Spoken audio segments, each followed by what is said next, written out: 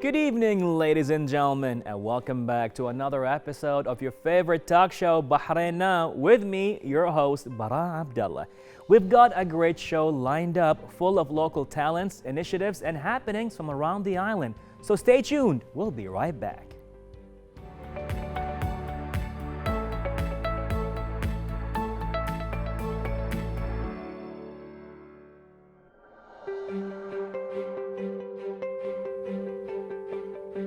Ladies and gentlemen, here in the studio, we have Wiebke Buelow, who is the first certified KonMari Consultant based in Bahrain with the aim to spark joy for people and change the way they live, starting by their own KonMari. So to let us know more about it, we have here Wiebke. How are you? Hello, Bara. Thank you very much for having me and giving me the opportunity to be here today and talk to you about what can spark joy in your life. Please, we want to know more and all about it. So what is KonMari? KonMari, or the KonMari method, is a method that got developed by Marie Kondo. She's a Japanese KonMari expert, so she developed that method, and I'm a certified KonMari consultant of hers. Wow. And so the KonMari method is a tidying philosophy. So it helps you to find out what sparks joy in your life, and it helps you to create the right mindset to become a tidy person. Wow. And to create order in your life. I love that. Love that. I mean, that's why I love the handle Tidy Beiti. Yes. That was very creative. Yeah, I tried. Well, you should copyright that. It is definitely a very catchy name. So what made you even think of actually having a certification in that field? It all started by going on to my own journey. So in order to become a KonMari consultant, you have to go through your own KonMari journey yourself. So it's the very first step. And I got inspired by an Instagram post of a dear friend of mine, and she posted about her decluttering of her books, and I just saw the before and the after, and I was amazed. Looked at our crowded bookshelf, and I said to my husband, we need to do that as well. Wow. And so I ordered her book, and I started reading it, and I finished it literally within 2 days. And that didn't happen like since I gave birth to my son at that time, and I felt a bit overwhelmed. I think every mother can relate. Like when you have a child, your life gets turned upside down. And I had the same feeling. So I was always a very orderly person, but then, you know, like sleepless nights and stuff like that. So things get out of hand. Yeah. So I started reading her book and couldn't wait to get started doing my own tidying journey. And then we happened to find a new house. We did the move, and the move was so smooth and easy. It was great because we knew what we had, and we knew where things would go in the new home. I could see myself living in that new house, how we're going to have our life there. And people came to the new house and they said, wow, it looks like you've been living here all your life. Like it's already so organized, no unpacked boxes and stuff. I said, yes, but this thanks to the method, because we knew exactly what we had, where we want to put things. Can you come to my house? I'm like, I'm not an expert. I've just done this to our own house and to our own life, and I don't know if I can do this for someone else. And that's how it all got started. So I found out that Marie Kondo is actually certifying people who are interested to become a consultant. So I went to London. I met her. Okay. It was a very nice experience. I had attended her workshop there for 2.5 days. And then I went on the journey of getting certified, which is you have to get 2 practice clients. You do the whole journey with them. You have to write reports. Okay. They get reviewed by the KonMari team. Wow. Then you sit for an exam. An exam? An exam, yes. Wow. And you always fail the first time. Like, I've not met a single person who managed for the first time to sit for it. And then you have an interview with the KonMari team, and after that you get eventually certified. Amazing. It's quite a journey. So it took me 6 months, and then I started my own business here in Bahrain. Wow. Yeah. Wow. I mean, I definitely know, and I know that for a fact, we need this in Bahrain. Maybe people don't know that we need it, but I know we need it. Like my room alone, every time I come to my room, I'm like, this has to change. But I don't know how. Like the bed is there, okay, the books are over there, TV is there, and I'm like, and it's so hard to change everything. So now you have the superpower. Oh, it's just actually, I always say it's like I'm like a coach, like a fitness trainer, coach, whatever. Amazing. You do the work. I'm Okay. just there to tell you it's another 5 sit-ups. So in my case, it's like another 5 decisions you have to make on your things, you know. Okay. So, and I won't let you go away with a maybe. So it's either a yes or it's a no. Okay. Because at the end, clutter is only delayed decisions. So you could have made that choice today. Okay, I don't like that, whatever, trouser anymore, but you don't want to make the decision yet. So you hang it just back in the closet, right? And this is how clutter ends up. And if you make the decision today and you say, yes, it stays, okay, fine, it stays, or no, then you take it out and you let it go. And what is really important is in the KonMari method, you focus not on what you let go, you actually focus on what you want to keep. That's Okay. the main difference to many other methods. Because by saying what you want to keep in your life, you're saying yes to things. And yes is always more positive than a no, right? Okay. And by knowing what you want to keep, you know what sparks joy to you, what you want to keep in your life, what's close to your heart, these kind of things. And automatically, what doesn't do that for you is a no and can go. So it's a positive mindset that you acquire versus, oh, you have to get rid of 10 things. This is negative, that stresses people out. So I always say no, you're going to say yes to the things and not no. The amount of things I'm going to let go of tonight. Yes. Out of my room alone. It's very important to actually, this is the first thing, like the philosophy has 6 basic rules. And the first rule is that you have to commit to tidying. You have to say, yes, I want to do this. I'm fully committed. I'm making actually time in my calendar for this. And this is what I also tell to my clients, like, you have an appointment with me. It's like a business meeting. We're meeting up and you're committed to that. And literally, like, there's very little excuses of canceling. So this is what I say, committing. It's the number 1 rule. Okay. And then number 2 is that you need to imagine what is your ideal lifestyle going forward. You need to like look ahead. Obviously, you're not super happy with your life right now, like certain things bother you. What is it? How do you see yourself after you have done your tidying journey? What do you want to have time in your life? What things you want to keep? What people you actually want to keep with you? Because a lot of people also figure out throughout their journey that certain people that surround them are maybe not good to them, don't do them well. So this is very important. So this is number 2. Number 3 is you have to discard first. Don't think about storage space. All my clients say, oh, I don't have enough storage space, I need to buy. No, you have always an empty space left after you have started discarding and going through it. So forget about storage space, you will be fine. Amazing.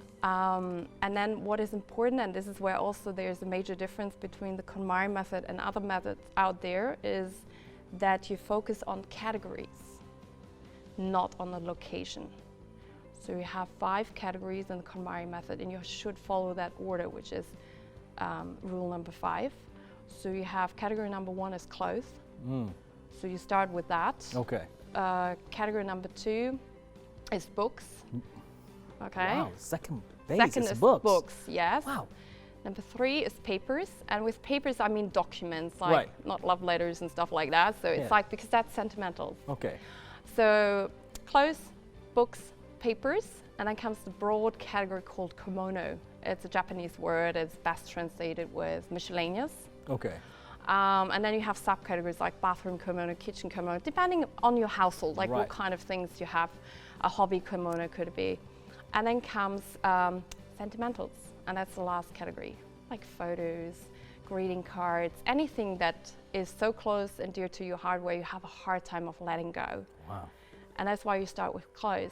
It's the thing that usually has the biggest turnover right. in our households. You get, like it in is my normal. case, We are usually we gain weight, we lose weight, it goes like, I will wear it one day. I'm not sure when. Exactly. But it's usually like where people have the least attachment to. That's usually clothes. And so you make your way through these categories. And by the time you reach sentimentals,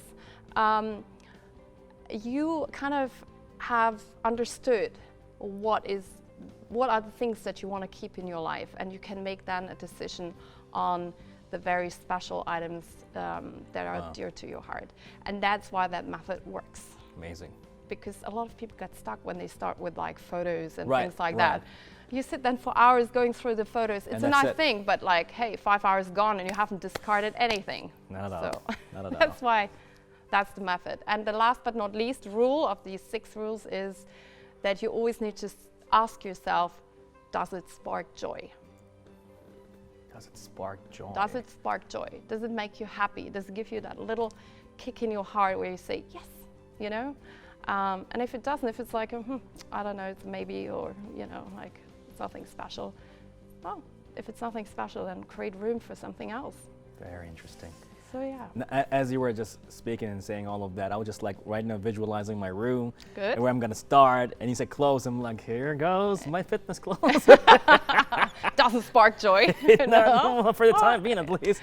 Yeah. No, fine. everything you said right now is very, I would say, interesting, and I would say even inspirational, because at this point, you're not only talking about tidying your own house, you're talking about a lifestyle. Yes. And literally, it's like a lot of people, when it comes to their lifestyle and trying to spark joy, they'll talk about life coach, you know, they go to a psychiatrist, they lose weight, they change their food, but not a lot of times, or maybe never, anybody will say, you know, start with the room. Yes. Start with your house, you know. Yes. Sometimes if you change how things look and are at your own place, that's where pretty much the energy starts.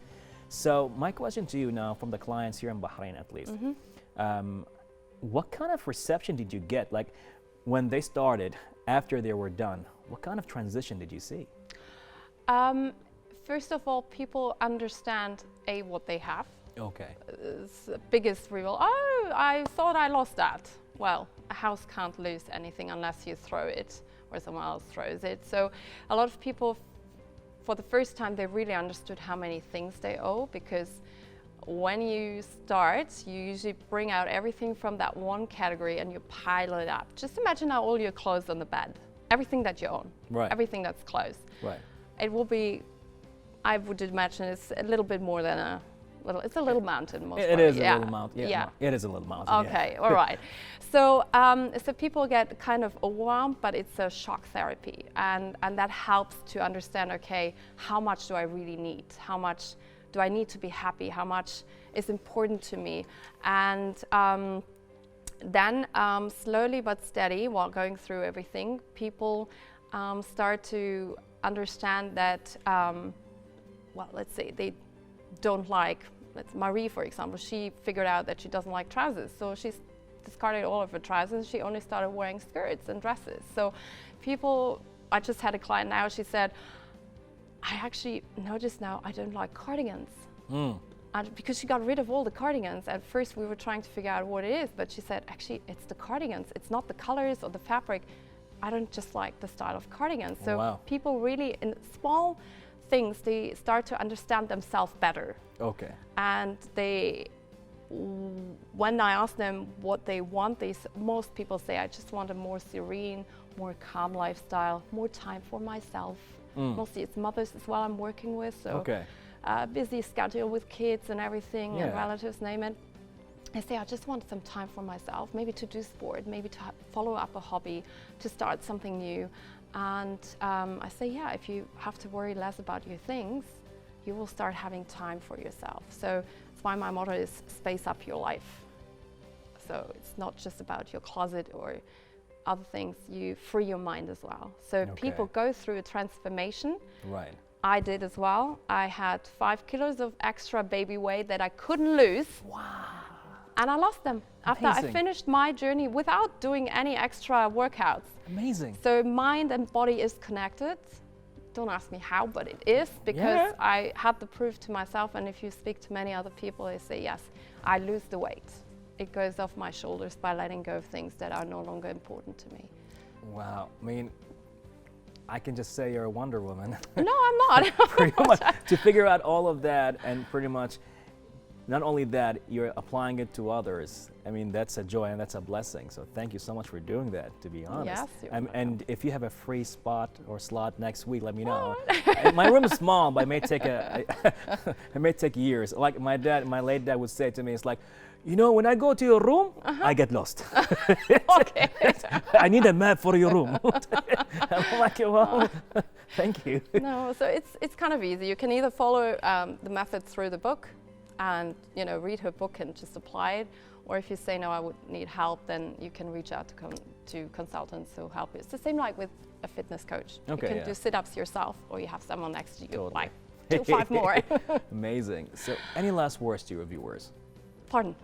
Any last words to your viewers? Oh, any last word? I want to encourage everybody to get started. Like, there is no good time to get started. You always have something that might seem to be more important, but commit yourself to doing it and get going and don't stop.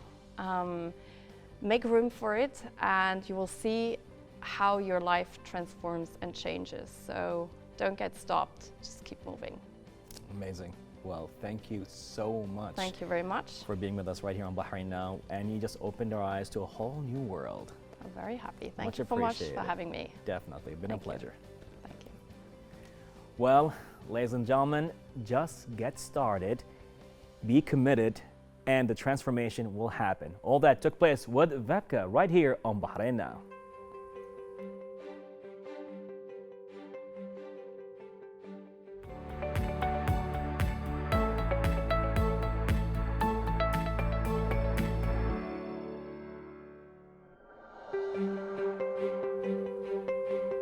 Ladies and gentlemen, you cannot always control what goes outside, but you can always control what goes inside. Here in the studio, we have Weam from Namaste Bahrain, who will be talking to us about yoga and life. So, good evening. How are you? Good evening. I'm very good, thank you. How are you? I'm okay and excited to know more about Namaste. So, Namaste, how are you? Namaste to you too. So, Namaste Bahrain. What's going on there? So Namaste is Bahrain's first registered yoga school.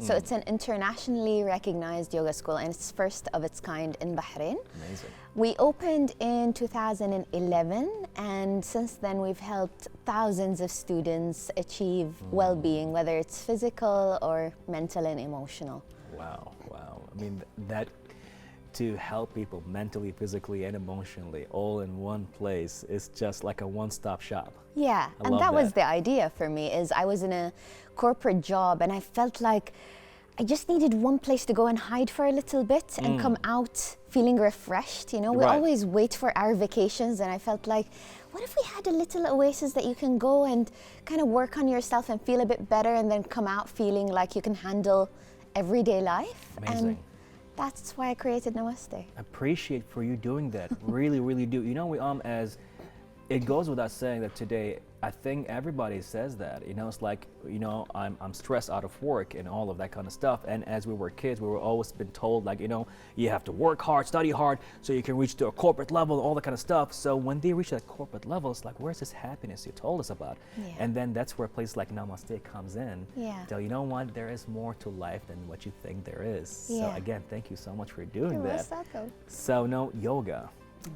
How did you come across yoga and you believe that the fact is that is pretty much the balance you wanted in your life? So it was after I had my daughter and I delivered her via C-section. So my body was still recovering from that operation. Oh, wow. And I wanted to get back into movement. So I tried a couple of fitness classes and my body was just not having it, was not happy with it. And then I tried yoga for the first time. This was back in 2007. And I walked out of the class and called all my friends and said, you guys are missing out, right? Because at that time, there was hardly anybody in Bahrain practicing yoga. There were very little Yeah, I teachers. can only remember a few, yeah. Yeah, very, very few people. And what I didn't understand then is the extent in which yoga would touch my life. I thought, okay, it felt good, my back pain started disappearing, but that was only a teeny Just bit scratching the of surface right there, exactly, the tip of the iceberg. Exactly. And the more I went deeper into it and the more I understood it and the more I saw how it affected people in different ways, the deeper my appreciation for the practice became. Wow. Wow. I mean, wow. Yeah. That's amazing. I mean, thing is just thinking of the right words right now to bring it together. It's just because I am right now feeling the impact of what you're seeing and what you saw and what you're seeing and what you're saying at the same time. It's like, wow. Now, with all that, where are you heading with this? It's like now yoga has become really a well-established place, but you have a lot of other things going on as well. You've been publishing stuff on the side as well. Tell us more about that. So I recently published a book called Living in the Grey. So I'm a Okay. mental health practitioner, Amazing. and I was diagnosed with borderline personality disorder a few years ago. Before that, I had suffered mental health issues all my life, and I didn't really know what was going on. And I talk about my journey with yoga and with meditation and with spirituality and with religion and with everything else that I worked on throughout the years to get where I am today. Okay. And I just wanted to put that book out there as a translator for the borderline experience, but also to get people to relate to mental health issues and remove the stigma around Right. it. So that people Right. feel free to talk about their struggle with mental health issues so that they can receive the support that they need to recover. I agree with you 100%, like all the way, Yeah. definitely. It's like to relate to you even with all of that, which I'm gonna ask you a question that if it would help actually. Is so for like over 30 years, there is certain, like I would say a certain trait, I would keep forgetting a lot, I'm not sure what's going on, my focus level is always up and down until just recently I understood that I have ADHD. And it's like, oh, that's why. Yeah. And I've been reading like pretty much yoga actually helps with it. So can you confirm that? Yes, it does, because it improves focus to a large degree. It calms down the nervous system. So it also works with things like depression and anxiety. It's actually one of the top 5 treatments for trauma in the world right now. This ancient practice that nobody knew what it was about is actually prescribed for trauma treatment now all around the world. Well, namaste indeed. Thank you so much for this. You know, with all that talk, I feel like, can you give us a little practice, maybe a breathing practice right now on the go? Yeah. Let's go. So a simple practice is the breath has the inhale and the exhale. Okay. Right? All right. So the inhale is your sympathetic nervous system, and your exhale is your parasympathetic nervous system. What that means is your inhale is responsible for energizing. Okay. It's also responsible for the fight and flight response. So the anxiety, All right. The exhalation is responsible for the parasympathetic service. Bleh. I know. Parasympathetic. It's a lot of words actually. I'm Bleh, like, it's a mouthful. how is she able to do all of that? I'm like, bless you. It's the parasympathetic nervous system. There you go. I said it. And it's responsible for the rest and restore, as well as for so it's responsible for the calming. So it's good for the anxiety. Okay. Right? Okay. So if you're anxious, you want to extend your exhalations. Oh, wow. If you're depressed and you have no energy, you want to extend your inhalations. That is very interesting. Yeah. So depending on what you're trying to do, and there are literally thousands of breaths you can do. So I'm just kind of really simplifying it for the very few minutes that we have together. Okay. And I'm going to say, since most people right now, post-pandemic, have anxiety, Right. let's work on that. Let's do. How about that? Yes. Would you like to do this with me? Please, Yes? Leon, please. Okay. So let's just sit comfortably for a second. When you're ready, just close your eyes, settle in, and begin to tune into the breath. So just notice what your breath is already doing without trying to change it. Just notice how the inhale flows into your body and how your exhale flows out of your body. And then after a little time, just begin to count the length of your inhale and count the length of your exhale. So find out what your breath is already doing. And then very gradually, once you have a number for the inhale and a number for the exhale, begin to make your exhales longer.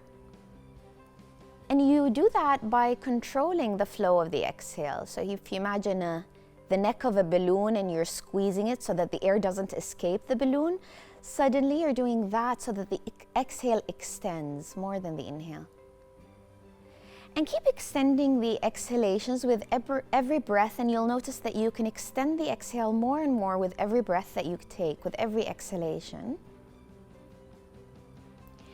And when you reach a place where your exhale is maybe double the length of your inhale, just notice how you feel.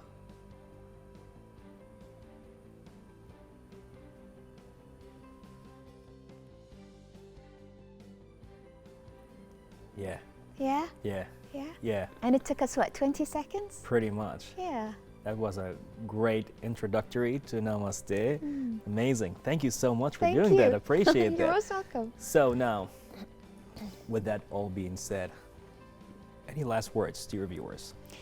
My last words is for everybody to look for an outlet, whether that is to speak to a friend or to speak to a mental health practitioner or to find a community where they can practice something that they're deeply passionate about or that they love.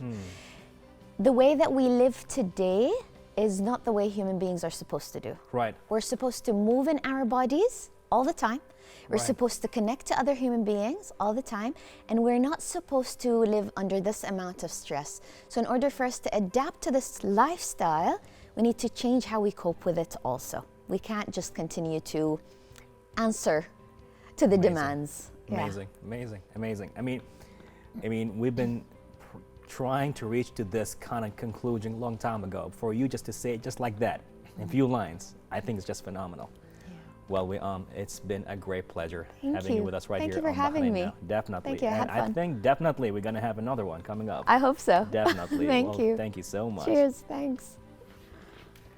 Well, ladies and gentlemen, you saw it yourself. No words to explain this inspirational talk that took place right here with Namaste, with We right here on Bahrain Now.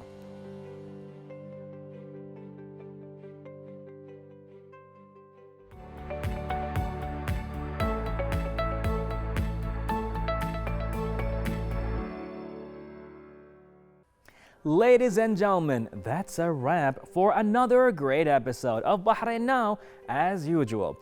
Be sure to reach out to us on our social media accounts shown below and stay tuned for more exciting segments on Bahrain Now.